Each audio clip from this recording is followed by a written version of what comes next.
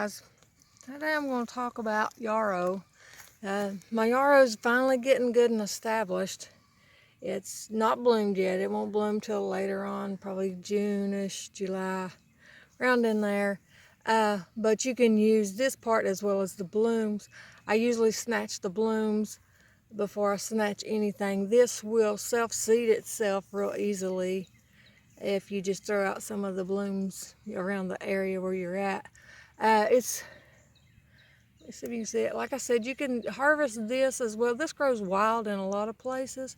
My other property had some that was wild, so it was very easily accessible at our other property, and this is being transferred over to here. Yarrow is a must-have for me. I like it a lot because the main thing, it's a good anti-inflammatory, and I use that in my master salve that I make for any type of skin or wounds or anything like that. That's my main reason I like to use it. But you can also use it, it's also good for your liver in the aspect of helping to clear out your liver and those type of things, because it'll make you sweat. If somebody needs to sweat out something, this is a good thing to help them to be able to sweat things out. Therefore, you'll see it's good for fevers and stuff. It's also good for your digestion, and that goes along with the whole liver thing that I just mentioned, and it'll help with, it's got a lot of antiseptic properties, so it will help with any type of urinary tract issues that you may have. They say that it's been known to help lower blood pressure because of the way it dilates your blood vessels and stuff like that, which I could see. And in my head, but I've not read this, my head that would help with cholesterol, but that's me saying that. It's also antimicrobial, which is very good. Therefore, that's why I put it in my salves as well, because that's a bacteria. It kills out different bacteria and stuff. And like I said, great for wound healing. And it's also been known to help with stopping with hemorrhaging. So that's some great properties with this. You can ingest this. It's not something that I would just say go eat it, because it's not very palatable at all. It's a bitter. But generally, anytime you got bitters, you know that it's going to be good at detoxing. So there you go with yarrow, guys.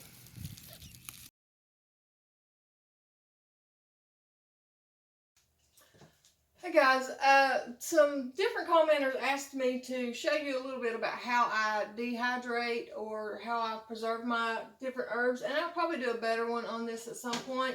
I want to put this in there. Here's a window screen, see, that I have, and I've got different things laid out here.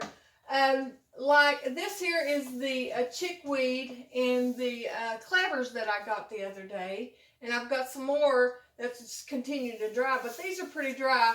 And I mentioned how the chickweed don't dry as good, and it is pretty dry, but the stems themselves, you can tell, would probably still have a little bit of moisture in them. And I wanted to show you how I would store this. Now, part of this I'm going to separate into different herbs, but this is going to be my tea blend. And I've mentioned before that I don't like to crumble my herbs up. And the reason being is because you lose a lot of the oils, the natural oils and stuff, when you break them. And herbs can get too dry too and lose as much of their ability that's in them as well. But with this here, I'm going to throw these in here just like that.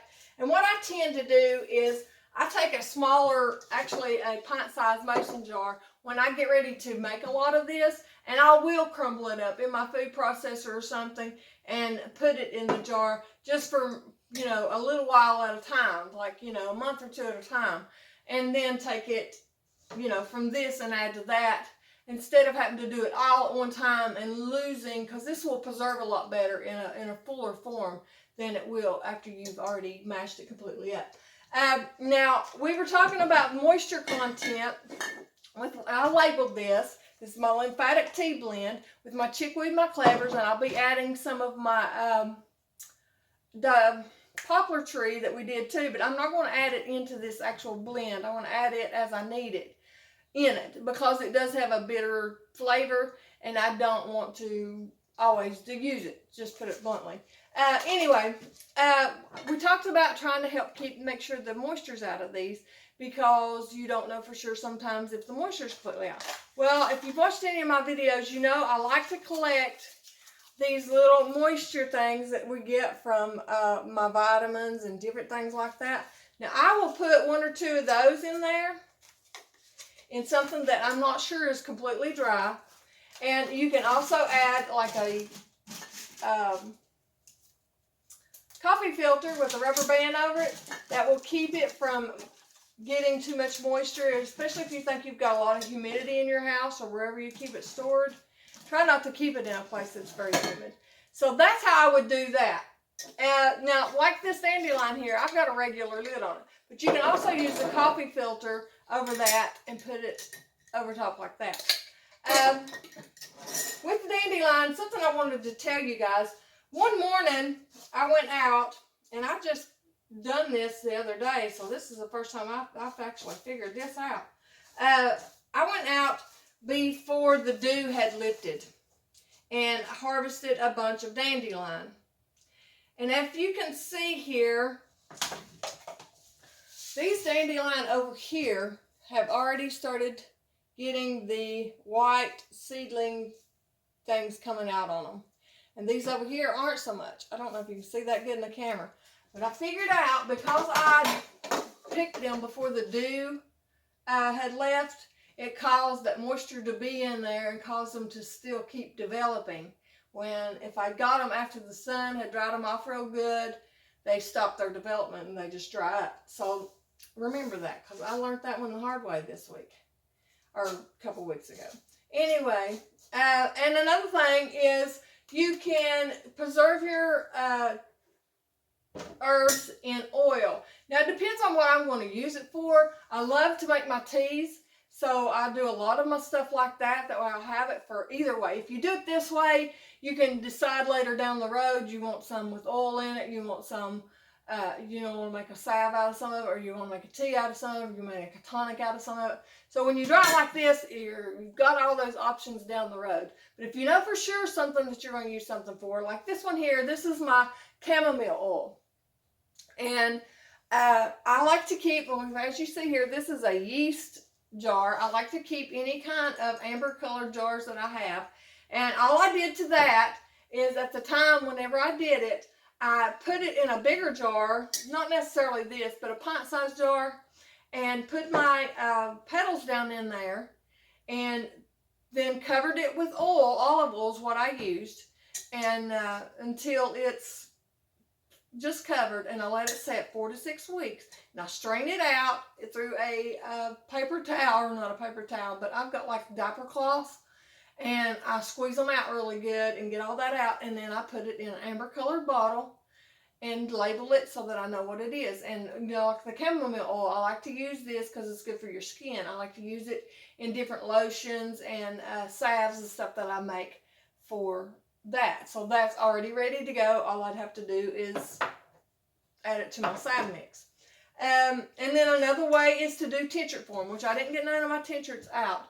Well, I got one right here, actually.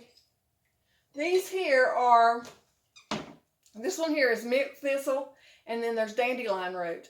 And the tinctures, that's all I do with them, is I put them in a pint-sized jar again, and add my herbs, and then I'll add alcohol, and at least 80% alcohol or higher. The higher the percentage of alcohol, the more it's going to pull the properties out of that. You can also use vinegar. It's going to pull a lot of properties out of it. It ain't going to pull as much as the stronger alcohol, but it is going to still pull a lot of the properties out of it. And I let it set 4 to 6 weeks, generally 6 weeks. And some things I even let set 8 weeks. And then I strain it out again, and I put it in an amber colored bottle, and I label them as you see there.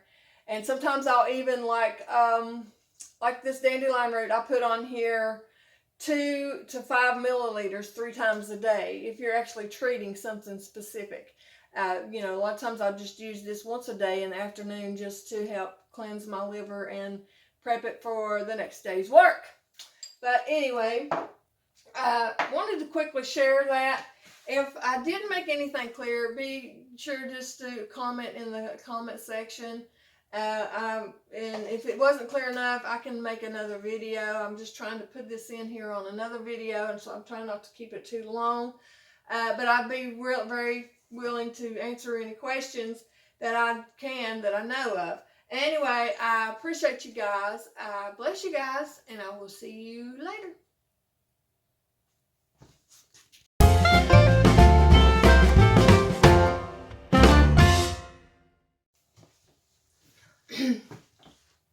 Hi guys, it's time for Remember When again. Hope to find everybody doing good. I appreciate you guys and I love you guys. Thank you for your comments. Today I was thinking about, well, a friend of mine said that her freezer went out and she lost, I forget how many pounds of chicken. And I felt so bad for her because I know that's a tough loss, not counting the fact of cleaning it out. And it was in another building, so she didn't know it for a few days. So it stunk. I've been there, you know, in those places like that. But it made me think about how we used to have to defrost our freezers. Growing up, we had, you know, one of the big deep freezers. And Daddy would, you know, we butcher cattle, and most of the time we would cut it up ourselves. He got to eventually where he would have it cut up, but he would cut it up ourselves. So a lot of times we had big old legs of a cow laying in the freezer, you know, that we hadn't got cut up completely yet, and different things like that. But I remember us having to unload those freezers, and we'd have that food piled up all over the place where we'd unload those freezers so that we could defrost them. And it seems like we used to try to do that before it was time to butcher a cow. I can't remember for sure, but it seems like we probably did. It makes sense to, you know. But we had that white paper with the freezer tape that we wrapped everything in and stuff like that. So I just got thinking about how, you know, we used to have to defrost our freezers, where today we don't really have to do that. I did have one that I had to defrost, though, not too long ago. But anyway, then this is kind of random today, but just the things I thought about. I thought about the metal dustpans. I loved those old metal dustpans. Usually they had some kind of little flower design on the top of them and different things like that. I can remember seeing my grandma's. They were almost pretty to look at, hanging on the wall. You know, they were just, I liked them. But which went on to make me think about doorknobs. We had one of our old farmhouses we had in West Virginia. We had the big diamond doorknobs all through the house. And the closet doors had these little latches. They were little knobs. They were just little bitty knobs. They weren't glass knobs, but they were just little bitty cast iron knobs. And I remember playing hide and go seek with my brother, and we were upstairs and hiding, and we had a big upstairs, and so we were hiding upstairs, and I hid in this closet, and I shut the door just to where it wouldn't latch because you couldn't open it from the inside. And I remember he came through there and he pushed that door with his hand and shut that door. So I was in there trapped. And it scared the far out of me. I was only probably like kindergarten or something to that effect. You know, I was little. And in my mind, I thought I was going to suffocate because I was in that closet. There's a gap under the door that big.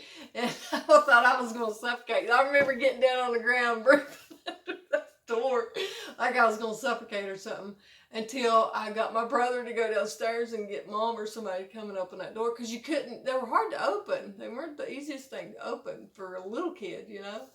But I know that's silly, but that's one of the things that I remember when I was growing up. Which goes on to make me think about, I know, isn't it funny how your mind will think about one thing and it leads to another thing and leads to another thing? I think that's cool though, but anyway. That made me think about the TV trays. And I might be wrong, but I think most people that ever had these TV trays remembers the black TV tray that had the flowers all in it. It was kind of Victorian looking. And it was mostly black, the flat part was, but it had all these flowers in it. And, you know, you had your legs that folded in and out that you could set it in between your chairs or however you did it, or in between your table. Yeah, your chairs in your living room. And it just made me think about them. And I think a lot of people had those. We had them forever. I remember even after my mom passed away, we still had the top of one of those. Not the whole thing, but the top of it. I guess she used to use it. I know she did. Actually, she used to use it just sitting on her lap. And last but not least, it made me think about the old Crisco cans where we had, and there was other cans too, like Spam and different things like that, where you had the little key that was stuck onto the top of it. You had to take the little key off and put it on there and twist it all the way around to get the lid to come off. So that's what made me think about all these silly things. But anyways, I appreciate you guys. I love you guys. I will talk to you later. God bless.